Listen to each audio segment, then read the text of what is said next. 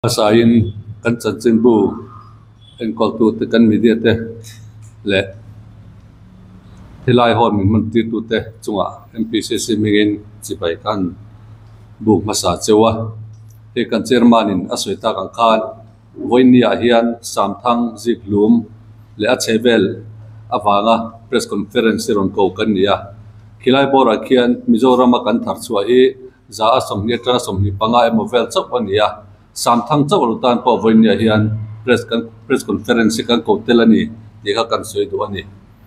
hey nimina khanin oten ka soi zuzur menga congress sarkarin kumsa ka zakwa samret pakwa NLP kan anti khanin nasatakin mizoram kan thlai te kha alo punga kain to del pia mai ba ka nasatakin tiral turkha kan neta chu tathil ron nomta chu si phir lama iskut khatam tak khakarun thar ta bokani khami awang khanin kan sarkar kha anron nge na so kilaya si phira iskut jing tu te khanin shalnam bu mal tak le sarkari narem rot fel tak ani puithe dan kong dan siam turin mizoram sarkar congress sarkar kha anron nge na ti chuan the Mizoram Iskut restriction on movement beyond inner line sa order sa ka zakwa som ko pakhat kha congress sarkar khan kan siam ta ani khata khanin vai sumdong pam ham tak tak tena kan lo nei tu thil chen chance lo te du to kan han nu vel theina turang kha dan alo ni ta ani ti chuanin hun a local te uleka kum sa kha zakwa som ko palia khanin kan mi puitena an chu NLP kal zel kha alania kan thlai thar kha lo pung zel boxia ti chuanin market competitor tena mizoram thlai annom amma kan kalpui chhozel theina tur danna tur ha dan karol siam le ta chu section 7 of the Bengal Eastern Frontier Regulation 1873 Regulation 5 of 1873 bechanin the Mizoram Agricultural Produces Restriction on Movement Order 1994 dikha congress sarkar khan kan lo chwale ta ani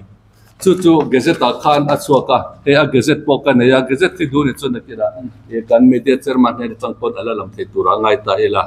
chu ania he order hi hianin ahun la ya ngai tola ngai big iskut te barcha te so thing te so chi le la mizoram ina kan thon chwa hemi ke mani na kan APL lama thon chwa the ang chi ho kha aron hom chho ta vet mai kha ania ahun na chon dan thatak ani lo nei tu tena min ngen na wangin restriction order hi keni hian siam kan ni ti kha bin lo shet pui kan duwa hemi order 1994 kan han siam hian iskut order kan siam 1991 kha kan chiat ngal bok ani ti chuan dan hi voi khata hian apui ting vek theilowa sangkha zakwa somkwa palia dan kan han siam po kha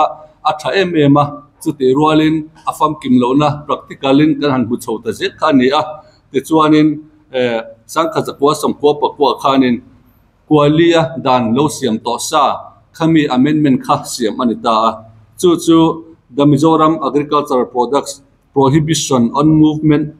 Amendment Order 1999 kha chu alo ni le ta kha po kha BERF 1873 to chan ani pa ka Indian Constitution article samli paruk le article samthum pasari to chana dan siam kha anita ani atoi thayang bera kalpui kan tumang ti chuanin kumsang kha zakwa samkwa palia kan dan siam kha chuanin nia vai anduan no manma ka mizoram aron che na tur dan na kha ani ber maya kan jampo na tanga lak chwa tur sumdong tu mol mal tak tak te khatyang laka anchet popop na tur ven na kha ania ti chuan 1991 na dan lo om le ta chuanin hemi kan zoram thlai thar te na kan lo nei tu te na mi pui te na an thlai thar an deral ve theina na rampo na tanga thlai thar lo lu tur lo dan na kha huam ta ni 1999 act khan kha apui mo khop maya ti chuan checket po kha vaireng tele vairabi le kan huna te khan siam ani bok ani sangkha zakwa somkwa palia dan kha in thlandon khanin ZPM workers te khanin na satakin ansoya congress te kha lo nei tu te mangai lo tlai thar rampo na hral phal lo le tlai thar tu te rabet ang hial khanin miron chua kha ania amaro chu ani na taka chuanin a ong zia tak tak kan share lo wang ani kan thai chin tu te na min request na awanga an mani protect na ta na sang kha zakwa som ko pali dan kha siam kan ni ti kha min lo shiat pui kan duwa chu kan soi tu ma sa te kha kan chuang hle ani ti kha kan soi tu ani som ko pakhata isku chungchanga dan kan siama som ko palia helaya mizoram tanga kan thar suaram pona tanga antol suawum hum tur tanna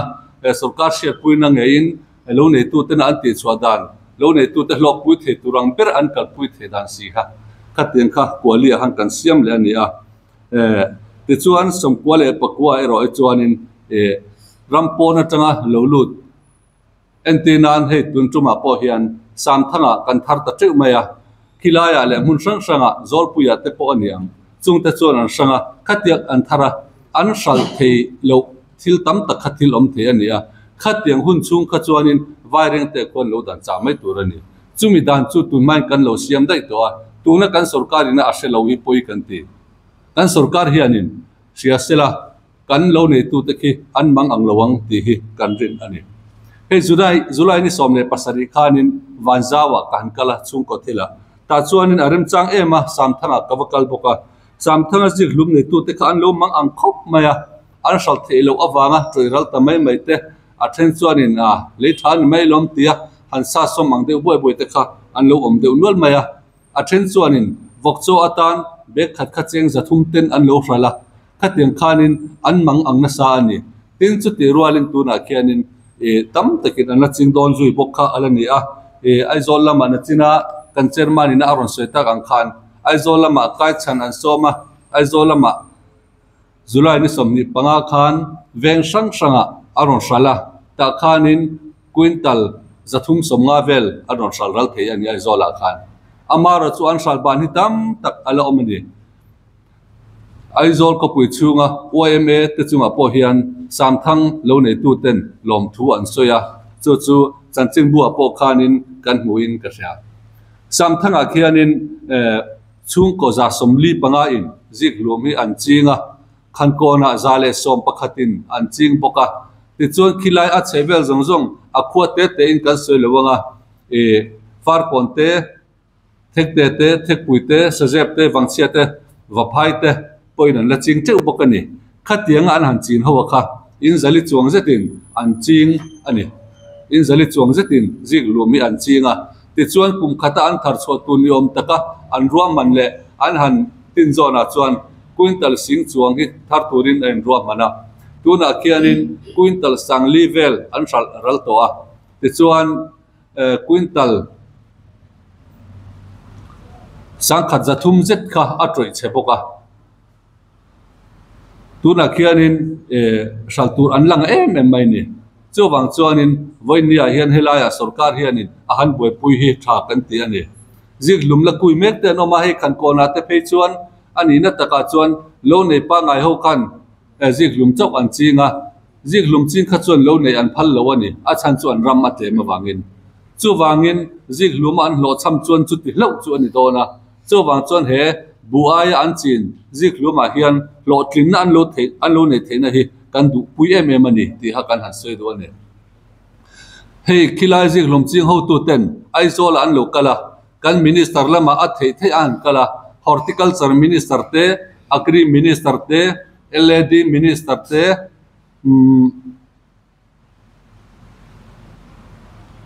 trade and commerce minister te an ron muwa tin kan chief minister te pon ron muwa chu ta helama tanga chandana chuan kan ngai tua don nia ti kha an chandan tang pui kha ania kan chief minister ero kha chuan alo chang thui deuh hleka phailama zik lum atlem theyang ber lo lu thei tur angin trade and commerce lam te po abiani om takin kan lo sia ani kha ania khatianga phone in biak mai maya phailama tanga local khadan chi ani lowa chuwang chuan helaya dan thatak congress in sangka zakwa somkwa pali alo siam MNF ina sangka zakwa somkwa pakwa atulang amendment aron siam kha dan mu mai kharon kai thosela vaireng te daya kwanin emo kan huna emo bairabi atemo khát tiếng khanin lo zuk dang vesela chu dan to chan tur helaya assembly na dan lo siam vek to kan neya kha dan khatuna hian an la shelo ni kan ria vonia hian kan ko mu ngal ni box sela athawme ten abial tu mla po alo lakal lawan tia an vuyang reng khop mai khilai tang khi an ni chuanin Israel tiang deuh khan ne min chandam tu wa kan ngai fe ne nan tiang deuh khan ya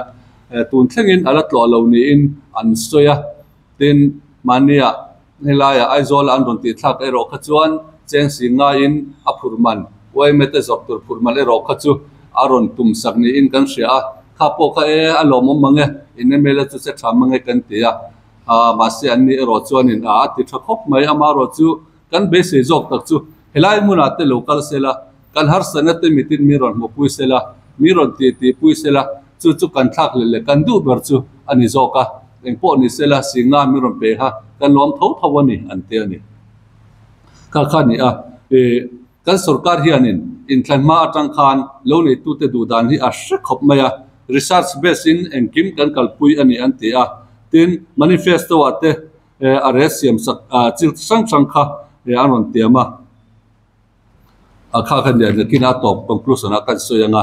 ti chuanin tuna kan han soi du lai taka chu the Mizoram Agricultural Products Prohibition of Movement Amendment Order 1999 hi ken ko ro se kan ti kan thlai ching tu te mangai na awangin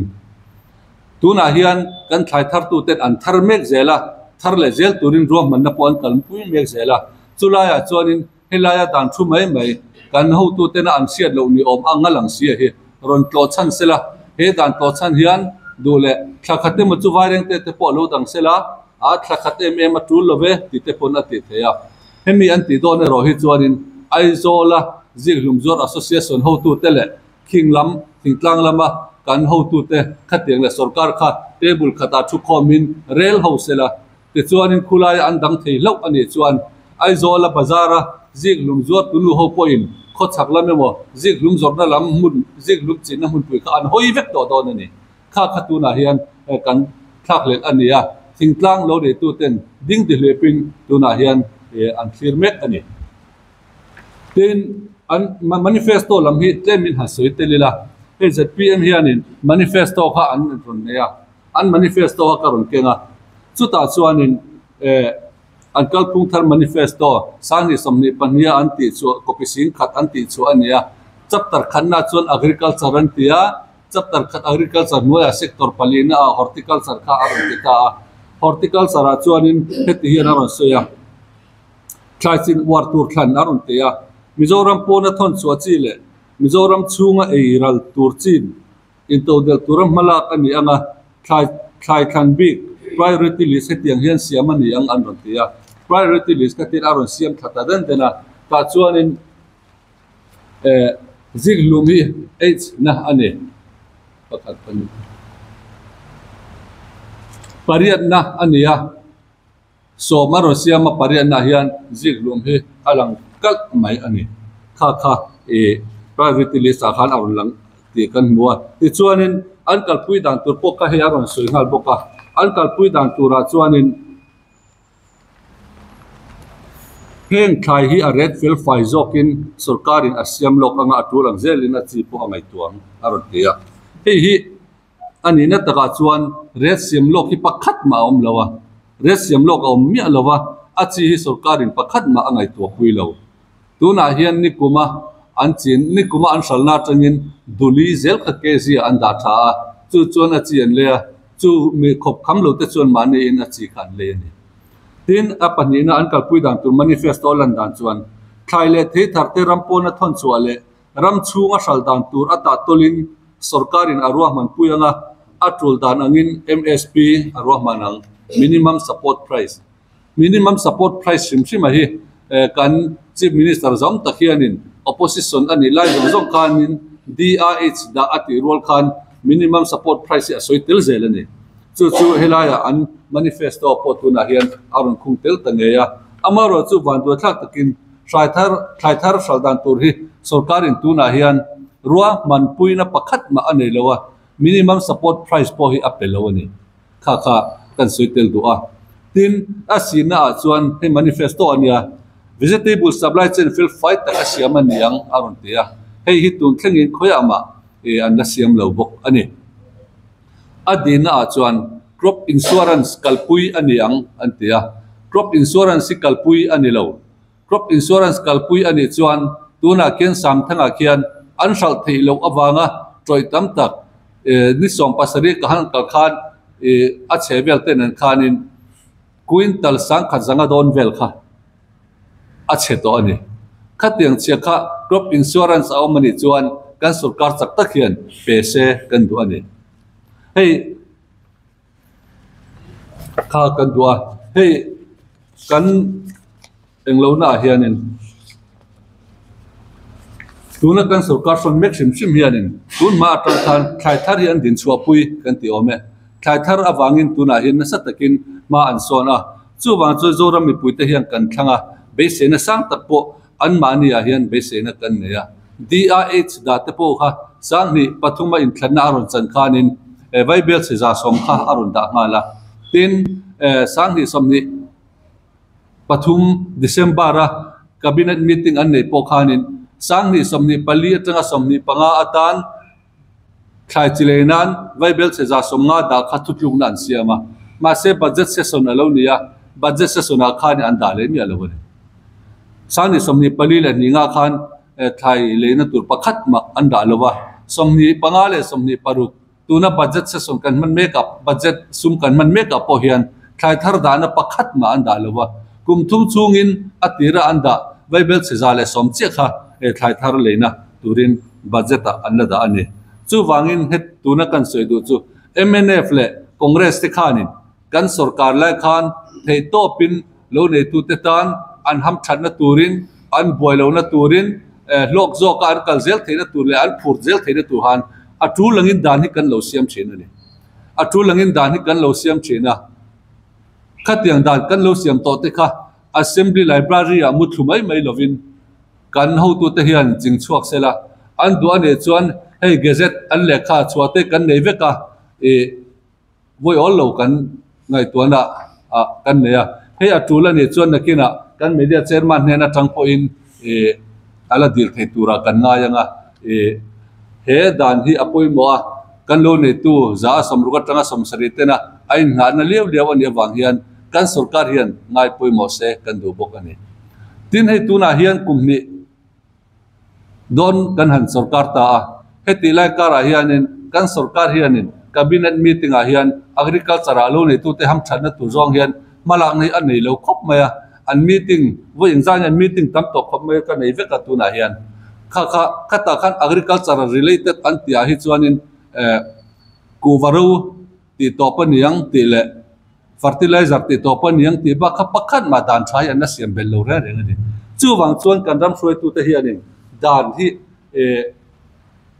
dan siam hi MLA tena MLA an ni chan ber ani ti kan sia ti tha congress khan kan hun lai khan kum ni le achan ve chung khan dan somnga le pathum kan siam manani khang te kha en lo sia kan du'a tuna kan han tu bera chu kan sarkar chak tak hianin he a copy an du chuan kan neya he mi be chan hian kan lo nei tu te hlim zo kan lo om theinan an thai thara te lok zo ka man zo ka i lok nan lo chan theinan he order be chan po hianin order san hi siam sela direction khatet an kumar sa mo pese wiring te dai te lo juk dang mai sela thingtlang kan ho tu ten an tho rimra thantla an lo be na zong zong te kha ani na takin tel se te hi kan du dan ani kalome